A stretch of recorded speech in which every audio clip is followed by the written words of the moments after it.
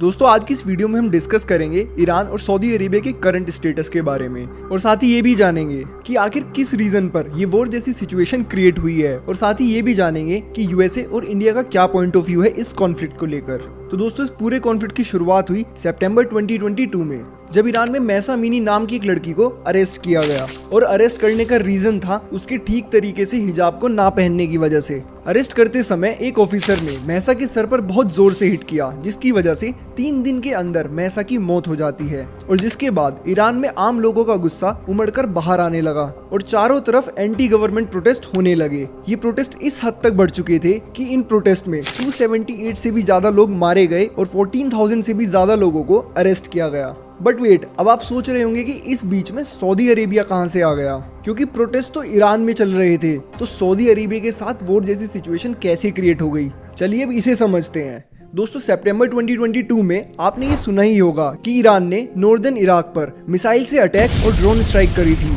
और ये attack Iran ने सिर्फ इसलिए किया था कि उनको लगता था इराक में मौजूद कुर्दिश सेपरेटिस्ट ग्रुप्स ईरान में हो रहे प्रोटेस्ट को बढ़ावा दे रहे थे। और अब रिसेंटली ईरानियन रेवोल्यूशनरी गार्ड के चीफ हुसैन सलामी ने सऊदी अरेबिया को वार्निंग भी दी थी कि वो अपने मीडिया आउटलेट्स को थोड़ा कंट्रोल में रखे और ईरान में हो रहे प्रोटेस्ट को लेकर ज्यादा नेगेटिव न्यूज पब्लिश ना करे। साथ ही उनका सऊदी अरेबिया को ये भी कहना था कि अगर वो नहीं माने तो इसका अंजाम बहुत ही बुरा होगा। और जिसके बाद यूएसए और सऊदी अरेबिया का कहना है कि ईरान सऊदी अरेबिया में मौजूद एनर्जी इंफ्रास्ट्रक्चर पर अटैक की प्लानिंग कर रहा है। बट हैरानी की बात तो तब हुई जब वॉल स्ट्रीट जर्नल ने पब्लिश किया कि ईरान सऊदी अरेबिया पर अटैक करने की प्लानिंग कर रहा है, तो ईरान इस बात से मुकर गया और कहा कि ये सब तो झूठी स्टेटमेंट है, ऐसा कुछ भी नहीं है। मगर दोस्तों ईरान के ऊपर भरोसा नहीं किया जा सकता, क्योंकि एक बार पहले भी ईरान ने 2019 में सऊदी अरेबिया के ऑयल जायंट कंपनी पर बुरी तरीके से अटैक किया था और ये मानना बिल्कुल भी गलत नहीं होगा कि ईरान एक बार फिर से सऊदी अरेबिया पर अटैक कर सकता है। और दोस्तों अगर ये वॉर होती है तो पूरी दुनिया जहाँ एनर्जी क्राइसिस से सफर कर रही है उनके लिए परेशानियां और भी ज्यादा बढ़ जाएगी।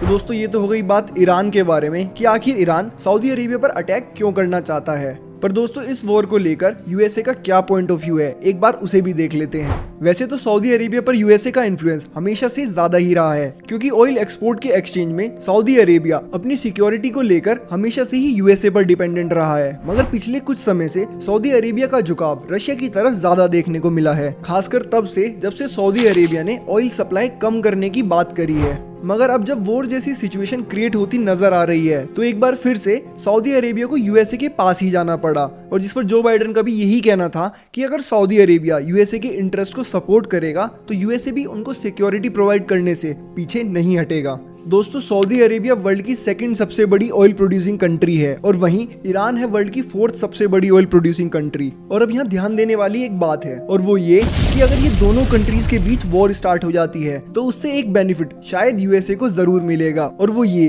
कि दोस्तों यूएसए भी ऑयल का एक बहुत ही बड़ा एक्सपोर्टर है, क्योंकि वर्ल्ड की टॉप 10 ऑयल प्रोड्यूसिंग कंपनीज में से 2 कंपनीज तो यूएसए की हैं, जिसमें से एक है शेवरॉन कॉर्पोरेशन और दूसरी है एक्सॉन मोबिल कॉर्पोरेशन। और एक सर्वे के अकॉर्डिंग तो ये भी पता चला था कि यूएसए ने ईयर 2020 में $52.3 बिलियन से भी ज्यादा का ऑयल एक्सपोर्ट किया था, जो कि ग्लोबल ऑयल एक्सपोर्ट का 8.17% होता है। और उसके बाद ईयर 2021 में 8.5 मिलियन बैरल पर डे के हिसाब से 170 से भी ज्यादा कंट्रीज में ऑयल एक्सपोर्ट किया था यूएसए ने। तो होगा भी ये कि अगर ये कंट्रीज आपस में वॉर करेगी तो मिडिल ईस्ट की तरफ से ऑयल सप्लाई कम हो जाएगा और यूएसए इस चीज का फायदा उठाते हुए अपनी ऑयल सप्लाई बढ़ा देगा। और उससे भी ज्यादा जरूरी चीज ये है कि यूएसए ऑयल प्राइसेस को भी अपने हिसाब से सेट कर पाएगा। दोस्तों ये बात तो हो गई यूएसए के पॉइंट ऑफ व्यू से, पर दोस्तों ये वॉर इंडिया के पॉइंट ऑफ व्यू से बिल्कुल भी अच्छी बात नहीं है, क्योंकि इंडिया के इन दोनों कंट्रीज के साथ ही काफी अच्छे रिलेशंस है, और जिसमें कि सऊदी अरेबिया तो इंडिया का 4th लार्जेस्ट ट्रेड पार्टनर है with total trade volume of $43 billion,